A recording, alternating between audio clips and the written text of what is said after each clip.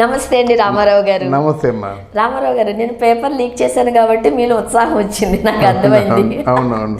విజయవాడలో రామ్ గోపాల్ వర్మ గారు మంచి వ్యాఖ్యలు చేశారు. ఏదో ఒకటి వచ్చి మొత్తం ప్రపంచంలో ఉన్న మగవాళ్ళు అందరూ చచ్చిపోతే ఆయన ఒక్కరే ఉంటే అందరికి ఆయన ఒక్కడే దిక్కు కావాలి అని. మీ ఓటోళ్ళు అందరూ ఏమైపోతారు? అంతే కదమ్మా. అంటే ఇక్కడ మగవాళ్ళలో తను ఒక్కడే ఉండాలి.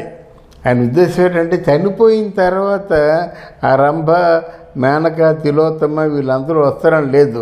బ్రతుకున్నప్పుడే ఎంజాయ్ చేయాలి. ఇవాళ తాగాలనుకుంటే తాగే, ఇవాళ తినాలనుకుంటే తినే, ఇవాళ ఏదో శృంగారం చేయాలనుకుంటే చేసే. అంతే, శృంగారం చేయాలని అలా పడుకుని పోవద్దు. దానికి ఏంటంటే నువ్వు కార్యాచరణ మొదలుపెట్టు. అలాగని ఒక వెరైటీతో నువ్వు సాటిస్ఫై అవ్వకుండా రకరకాల పదార్థాలని ఎలాగైతే నువ్వు రసమలై తింటావు, ఇంకేదో జీడిపప్పు పాకం తింటావు, అలా రకరకాల స్వీట్లు తిని ఎంజాయ్ చేసినట్టుగానే నీకు నచ్చిన అమ్మాయిలతో ఎంజాయ్ చేయి. చాలా అంటే ఆయన మనసులో ఉన్న మాటలన్నీ చెప్పడం అన్నది, నేను చిన్నప్పుడు చదువుకుంటున్న రోజుల్లో కనకదుర్గమ్మ గుడికి వచ్చానంటే కేవలం అమ్మవారి కోసం వచ్చేవాడిని కాదు. అక్కడికి అమ్మాయిలు వస్తారు, అమ్మాయిని చూద్దామని వచ్చానని చెప్పాడు మాట రామ్ గోపాల్ వర్మ.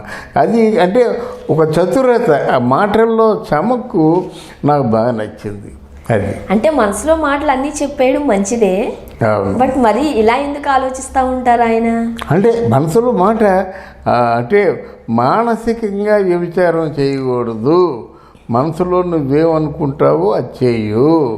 తర్వాత నీ బ్రతుకు నువ్వు బ్రతుకు, నీ చావు నువ్వు చావు, నువ్వు దేనికి ఒకరి కోసం నువ్వు ఆలోచించొద్దు. అలాగా ఆయన కొన్ని సూక్తులు చెప్పాడు. సూక్తులు చెప్పి ఆయన ఆ రామ్ గోపాల్ వర్మ అంటే ఏమిటో బయటికి వ్యక్తం చేశాడు. అది ఇప్పుడు ఆయన ఒక్కడే సుఖంగా ఉండాలా, మిగతా వాళ్ళు అందరూ చచ్చిపోవాలా, వాళ్ళు ఎంజాయ్ చేయొద్దా, లేకపోతే వాళ్ళకి లైఫ్ ఉండద్దా, వాళ్ళకి కోరికలు ఉండద్దా అనేది కొంతమంది అభిప్రాయం. కొంతమంది అభిప్రాయం ఏంటి, అందరి అభిప్రాయం అలా ఉండదు. కానీ ఈయనకి ఏంటంటే అది ఉంటుంది సహజంగా. హ్యూమన్ సైకాలజీలోను 10 మంది కలిసి ఒక టూర్ వెళ్తారనుకోండి, విహారయాత్రకి వెళ్తారనుకోండి, మంచి అందగత్తెలు, చాలా మంచి అందగత్తెలు మాట. అప్పుడు ఒక మగవాడి తాలూకు కోరిక ఎలా ఉంటుందంటే, ఇక్కడ ఉన్న వాళ్ళలో మగవాళ్ళందరూ చచ్చిపోయి వాడొక్కడు ఉంటే ఉన్నటువంటి ఒక 5 4 అమ్మాయిలు ఉంటారు కదా, ఈ 4 అమ్మాయిలకి వీడొక్కడే దిక్కు కదా. అలా ఎందుకు అనుకోవాలి? వాడు ఫీలింగు. మగవాళ్ళు చచ్చిపోయిన 10 మందిలో మగవాళ్ళు అందరూ చచ్చిపోతే వీడొక్కడు బతికినట్టయితే అప్సరసలు లాంటి అమ్మాయిలందరూ వాడే దిక్కు కదా. దాన్ని కొంచెం ఎన్హాన్స్ చేసి మనం 10 మందితో అనుకున్నాం కదా, వాడు మొత్తం ప్రపంచానికి వేసాడు జ్ఞానం. ప్రపంచం అందరూ అయిపోవాలంటే వాడొక్కడు బతకాలంటే వాడికి ఏమో రెక్క ముక్కుకు ముక్కు, మొత్తం కాడు పీకు కళ్ళు మొత్తం పీకేస్తారు కదా. అమ్మాయిల గురించి ఆయన కొంత తెలుసు, కానీ అమ్మాయిలు అందరూ ఒకటైనట్టయితే ఇక్కడ ఏముంటాడు ఆయన? మనిషి ఏముంటాడు? మనం చూసా తూనీగా చిన్నప్పుడు ఆడుకున్నప్పుడు రెక్కలు తెంపేసి తలకాయ తెంపేసి ఇలా తెంపేస్తారు కదా.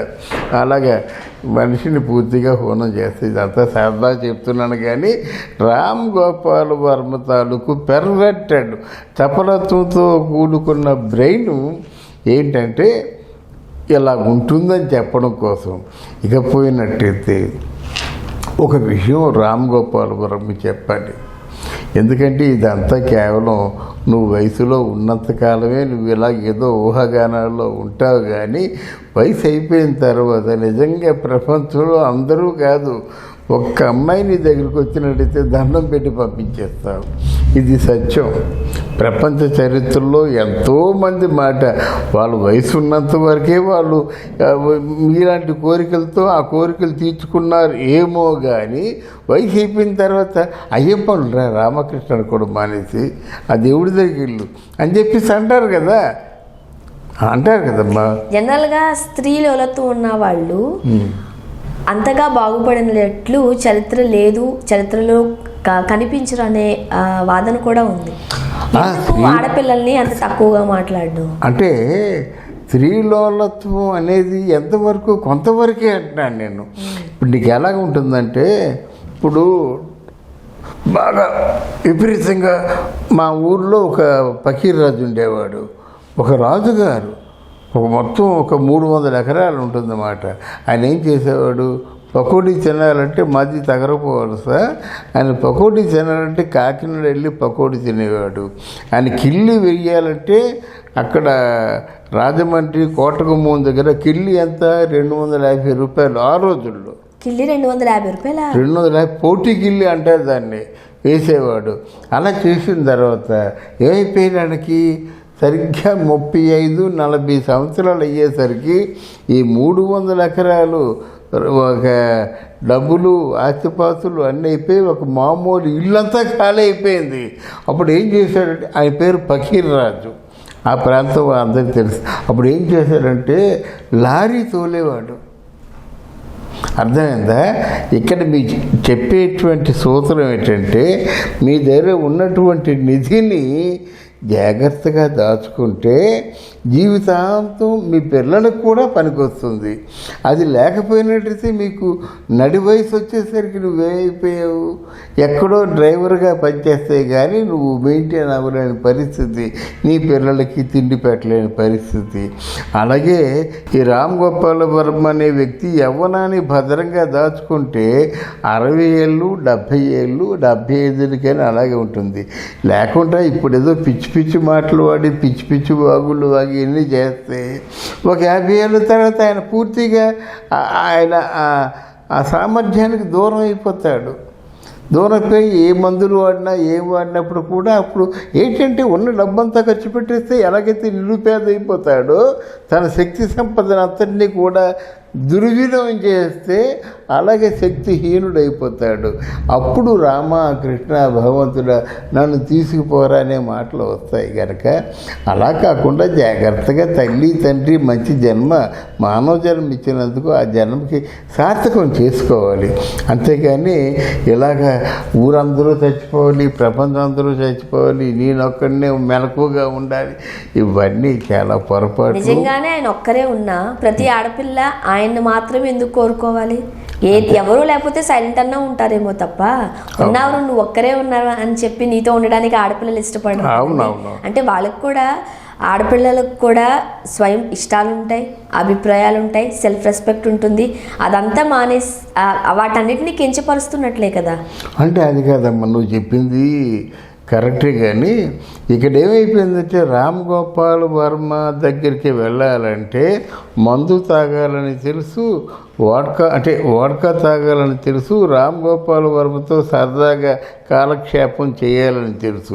ఎంతమంది వెళ్తున్నారు? చాలామంది వెళ్తున్నారు, దానికి ప్రిపేర్ అయ్యి వెళ్తున్నారు అన్నమాట. అది ఎంతమంది జీవితాన్ని నాశనం చేస్తున్నందుకు దీనికి ప్రతీకారంగా దీనికి మూల్యం చెల్లించుకునే రోజు ఒకటి వస్తుంది. అంటే ఇలాగ ఈ ఆడవాళ్ళ జీవితాలు నాశనం చేసేసి ఎంజాయ్ చేస్తారనుకుంటే పొరపాటు. ఇప్పుడు 10 మంది ఉన్నారు, 20 మంది ఉన్నారు, 50 మంది ఉన్నారు. 50 మందిలో ఎవరికో ఏదో ఉంటుంది, అది దీనికి అంటుకుంటుంది. తర్వాత రామ కృష్ణ అనుకుంటూ రకరకాలుగా మన రక్త కన్నీరు అయిపోతుంది జీవితం. భగవంతుడు రామ అంటారు చూసారా, ఎలాగ వచ్చేసింది కుష్ఠరోగం అని చెప్పేసి అట్లాంటివి వచ్చే పరిస్థితులు. ఇలాంటి వ్యాఖ్యలు చేయడం మరొకసారి రామ్ గోపాల్ వర్మ గారికి తగదు అనే అభిప్రాయం కూడా ఉంది.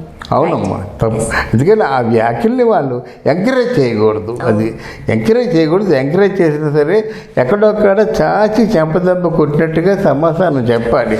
చెంపదెబ్బ కొట్టమని చెప్పడం లేదు, సమాధానం చెప్పాలి. ఎందుకంటే ఇలాగ ప్రపంచంలో ఉన్న ఆడవాళ్ళందరినీ నువ్వు పాడు చేస్తారనుకున్నట్టయితే అది మరి భగవంతుడంటూ లేడా? ఆయన చూడటం లేదా? శిక్ష వేయడా? ఇట్లాంటివన్నీ మనకి దృష్టిలో పడతాయి. ఇట్లాంటి వాటిని ప్రోత్సహించకూడదని నా ఉద్దేశం. Thank you so much. Thank you అమ్మా, థ్యాంక్ యూ వెరీ మచ్.